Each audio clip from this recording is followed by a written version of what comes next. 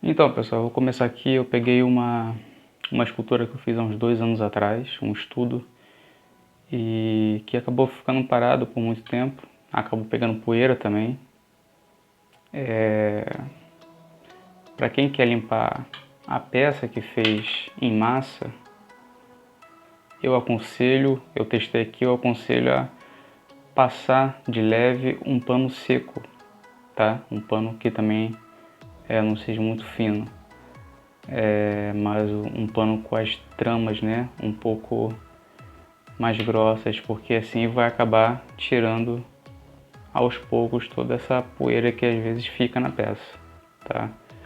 E depois disso passar algum água ou algum tipo de solvente que seja bem suave.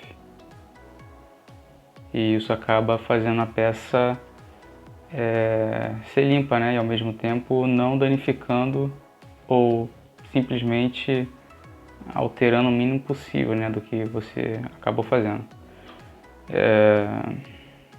Então vamos lá. Aqui é possível ver que a peça ela tem algumas marcas, né, porque o método que eu usei para poder fazer essa peça aqui foi através das notas de massa, né.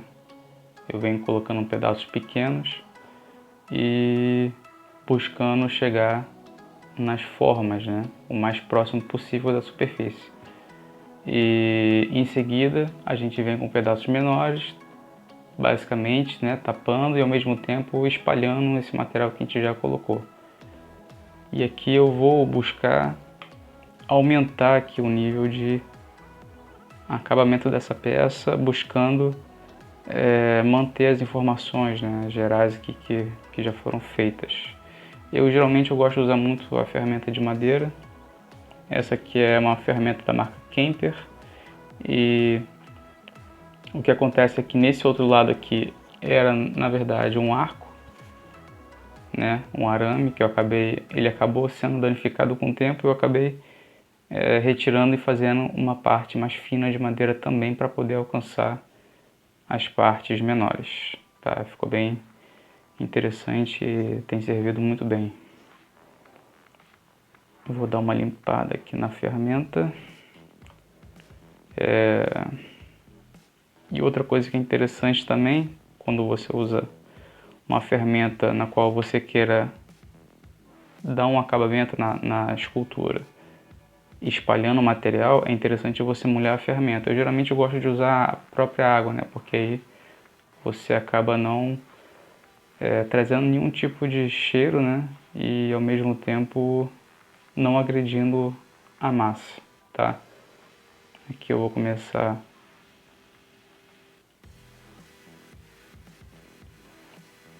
a unir e tirar essas marcações. Ao mesmo tempo também é interessante,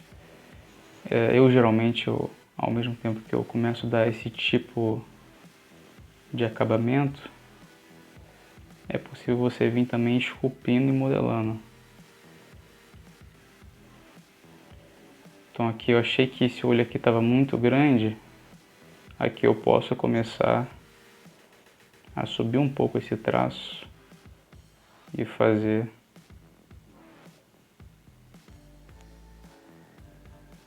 a parte do meio, né, que divide com a pálpebra inferior. Aqui podendo usar a parte mais fina da ferramenta.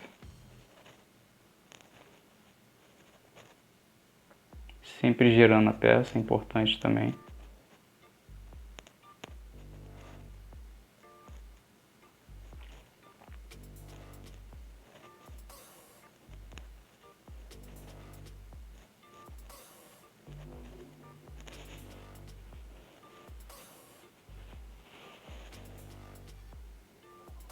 Aqui eu faço um esboço, né? Eu gosto geralmente, eu acredito que é muito difícil você chegar perfeitamente naquilo que você quer logo de primeira. Então geralmente eu prefiro esboçar o que eu quero fazer Ao mesmo tempo que eu faço esse esboço, eu ajusto ele. E para você ajustar é muito importante você estar observando de longe às vezes, né, tomando uma certa distância e também girando a escultura.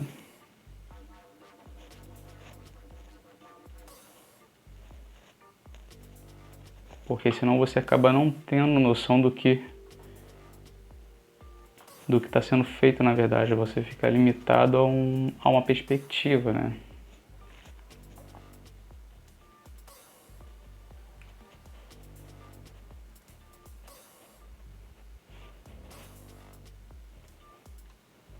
Fazer o olho fechado eu acredito que seja bem,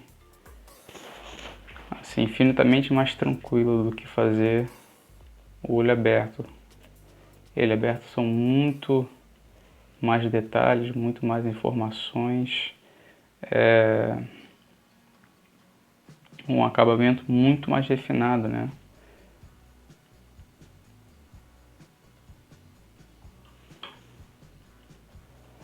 Porém, ao mesmo tempo, eu acredito que até o olho fechado é necessário você ter uma ideia do que você quer passar, né? Porque aqui ele pode estar fazendo força para fechar os olhos, porém nessa peça aqui eu procuro fazer algo bem básico mesmo. Aqui o canto lacrimal, eu posso colocar um pouco de massa aqui e mesclar para poder suavizar essa região.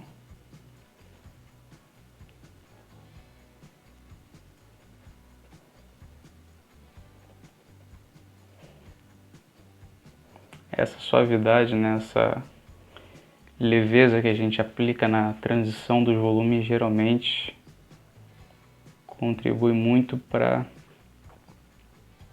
trazer um aspecto mais real, né? Faz com que a luz incida de uma maneira bem suave, né? Se espalhando pela peça, se espalhando pela forma, né? Que a gente acabou suavizando.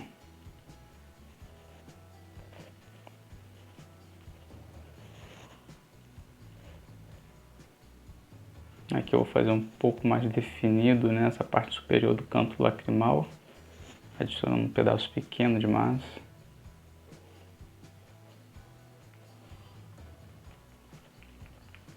Eu acho que essa maneira de dar acabamento, ela acaba respeitando muito as formas que estão embaixo, né? Porque se eu passar aqui um pincel com algum tipo de solvente, ele vai suavizar, porém ele vai, querendo ou não, ele vai retirar um determinado nível de informações que já foram aplicados. Então por isso que é importante você usar um pincel macio nessa parte mais delicada, né, do processo, e você fazer com que o tamanho do pincel acompanhe o tamanho da forma. Por exemplo, para poder suavizar essa região entre uma pálpebra e a outra, é importante que o pincel seja macio e seja pequeno, senão ele vai danificar e deformar o que você já acabou de construir. Então aqui é importante fazer com que essa linha aqui, né, de transição de uma pálpebra para outra siga sempre essa anatomia do globo, né, que seria essa região aqui sempre mais curva para trás. Ao mesmo tempo, quando vem para esse lado, segue essa curvatura do globo e o canto lacrimal ele faz uma curvatura para frente. Tudo isso é bem discreto, então depois de um certo tempo esculpindo que a gente vai começando a entender esses detalhes, né, e ver o quanto eles fazem diferença no resultado.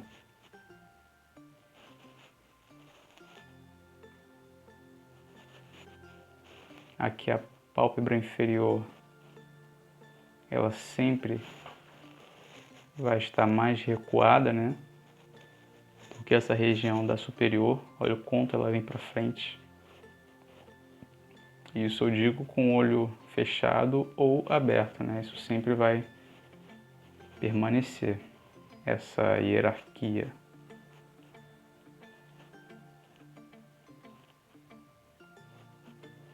Aqui a região da sobrancelha. Você também pode fazer só um esboço. Porém, antes de formar, né, os fios e as mechas, é importante você definir bem essa área, essa curvatura aqui do supercílio.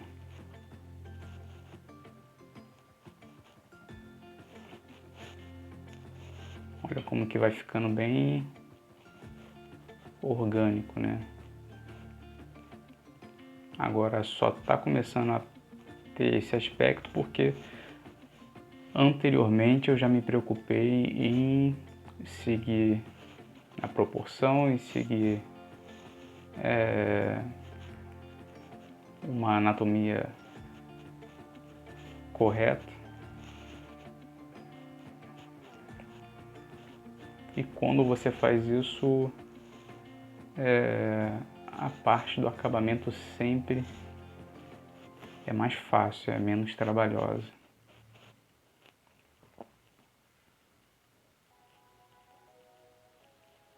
Geralmente é difícil você não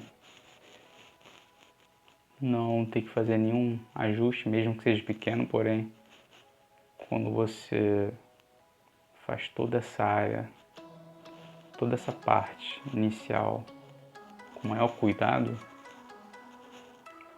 tudo que vem depois acaba ficando bem mais prático e rápido de fazer.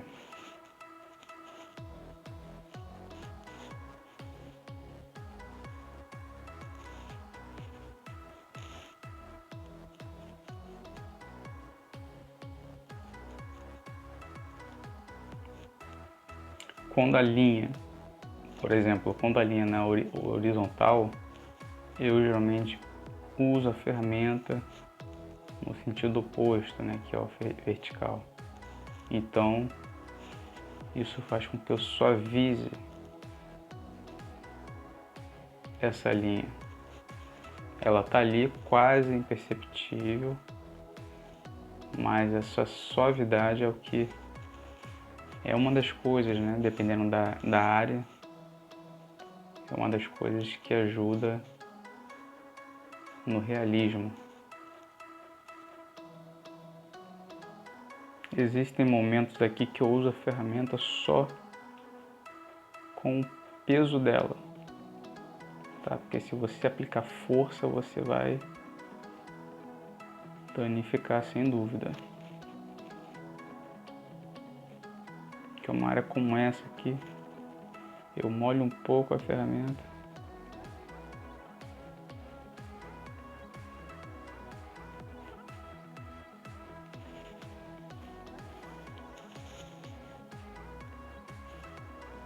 E uso bem suavemente, só aplicando o peso da própria ferramenta.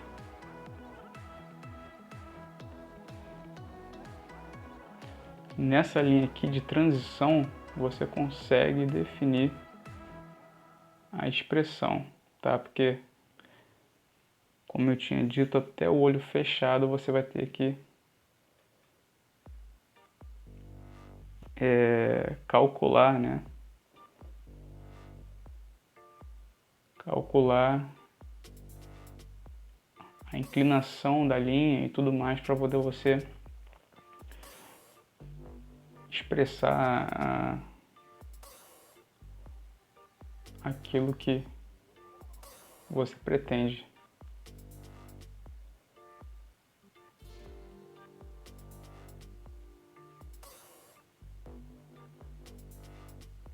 Nessa hora é interessante também você olhar na internet, né, ou seja, onde for, referências que tragam mais ou menos aquilo que você quer passar, e aí você se orientar através dessas referências.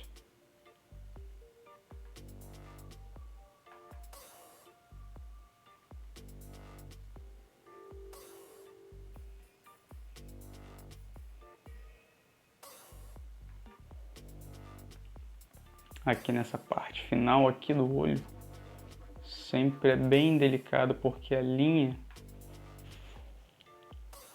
ela praticamente termina e fica invisível, então é uma área que exige ser construída, né, de um jeito bem leve, né.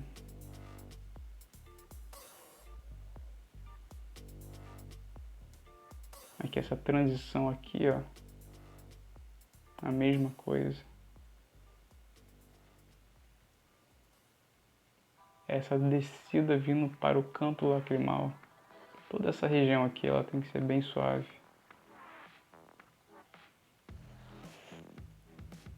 Suavizar um pouco essa transição aqui da pálpebra para o supercílio. Fazer com que a luz ela incida aqui de uma maneira mais homogênea.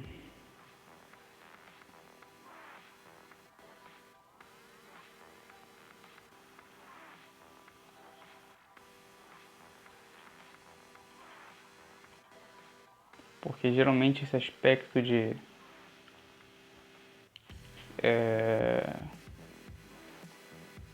contraste, né? Muito contraste, geralmente não me agrada muito. Depende muito da figura e da idade também, geralmente quando é uma figura com idade mais avançada, os contrastes tendem a aparecer, né?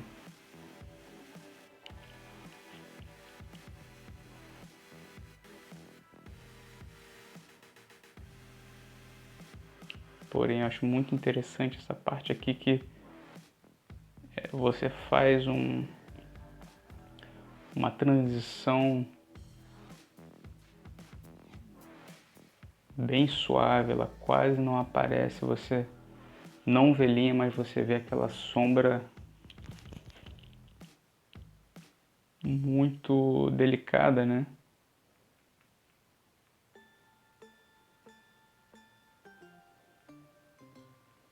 Aí é uma questão de você estar sempre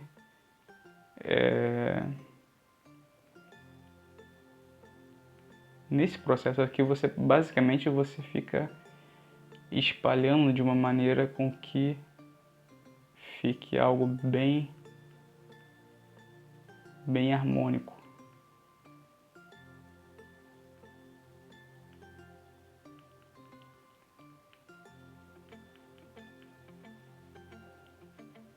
Molhando um pouco mais a ferramenta, porque se eu continuar esse processo sem molhar a ferramenta, essa superfície vai começar a ficar clara, branca, né? Devido ao atrito da ferramenta com a massa.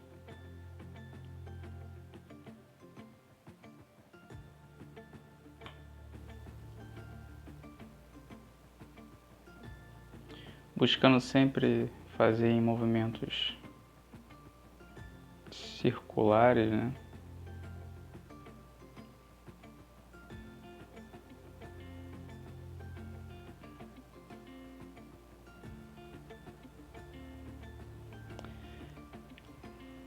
Depois é possível ainda usar o pincel ou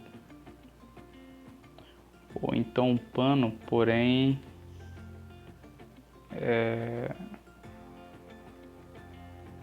fazendo esse processo aqui antes,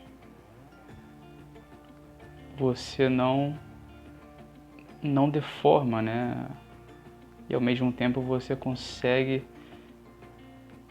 levemente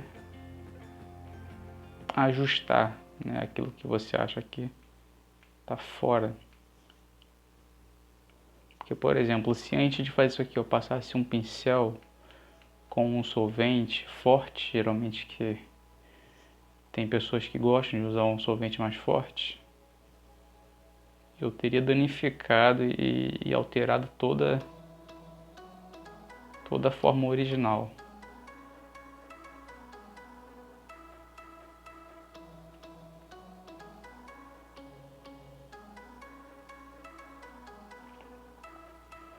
Aqui fazendo um pouco da olheira, né? Esse traço que vem do canto do olho e desce aqui quase que dando uma volta aqui no zigomático.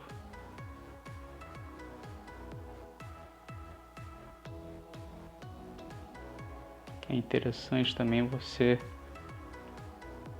se atentar a fazer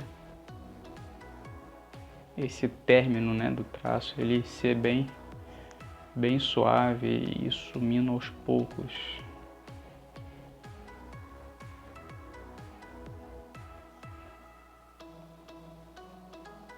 Outra coisa interessante também é você não fazer simplesmente um traço. Aqui ele faz uma curva, né, como se fosse uma pequena vala, sabe? Então essa curvatura que depois sobe e vem para esse volume faz um jogo interessante de luz e sombra, que acaba contribuindo também para um aspecto mais real, né? E a somatória de todos esses detalhes que produzem um resultado final bem diferente. Aqui eu estou afundando um pouco mais para poder fazer a curva desse olho ser mais acentuada.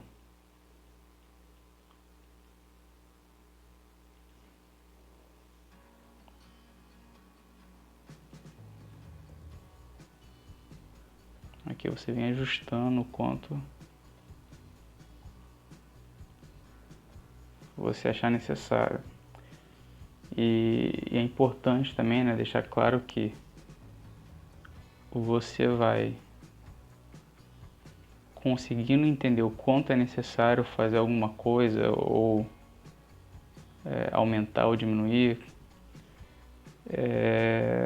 Eu acredito que por dois fatores, né? O primeiro é a observação, né? Você está com um olhar já, digamos que bem treinado para poder conseguir observar a sua referência e entender o que falta no seu modelo para ficar parecido com a referência. E outra coisa também é uma questão de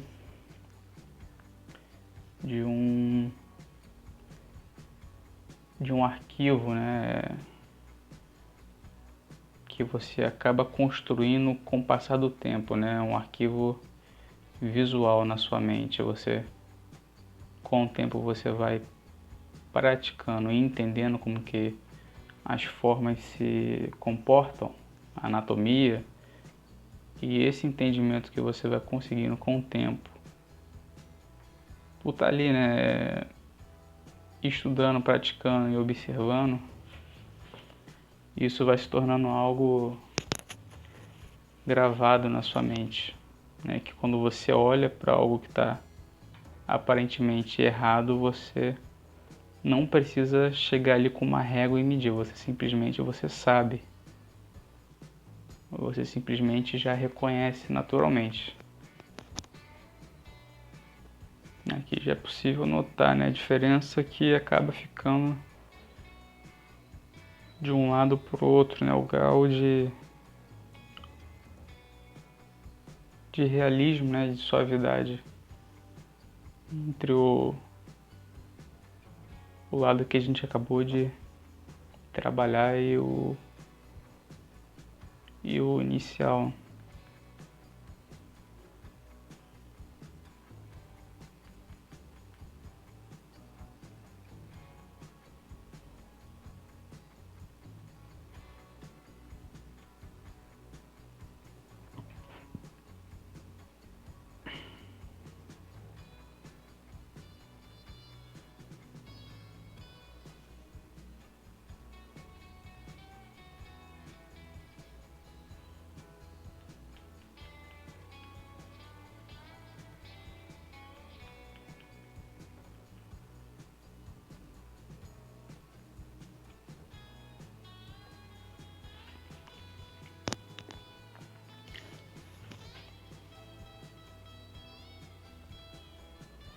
Então, além de talvez uma massa ou uma ferramenta cara ou importada, eu acredito que o mais importante acaba sendo essa compreensão que vai se adquirindo com o tempo, né?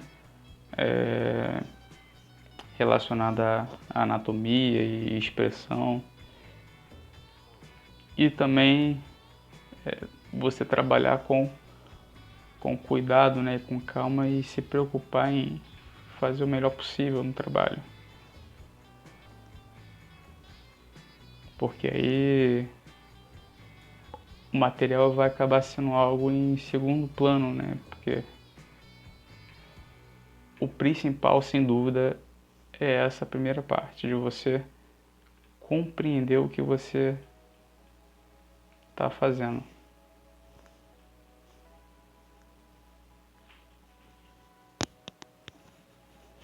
Porque, por exemplo, aqui eu estou usando, até agora só usei uma ferramenta para poder suavizar tudo isso, né?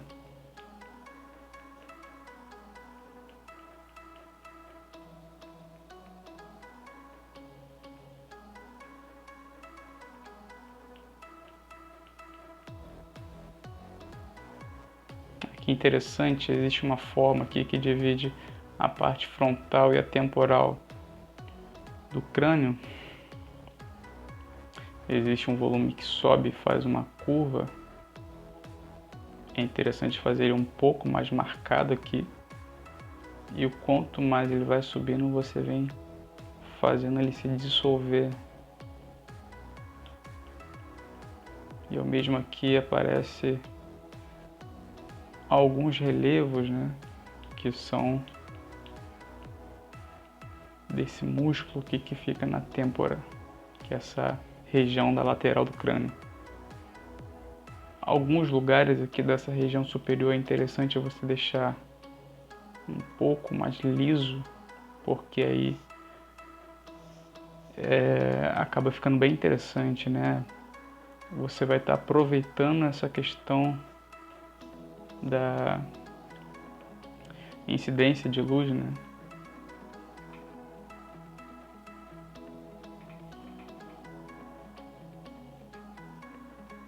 Como isso aqui é uma peça que está há 2 anos parada, ela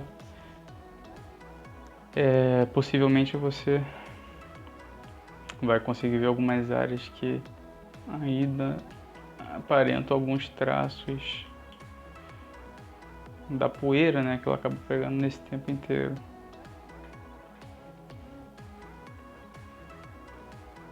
Porém, mesmo assim, se você for fazer uma cópia, né, fazer um molde, uma cópia, acaba não tendo problema nenhum. Aqui você consegue molhar um pouco a peça e suavizar com a própria mão, você vê que a forma básica, né, as informações elas se mantêm.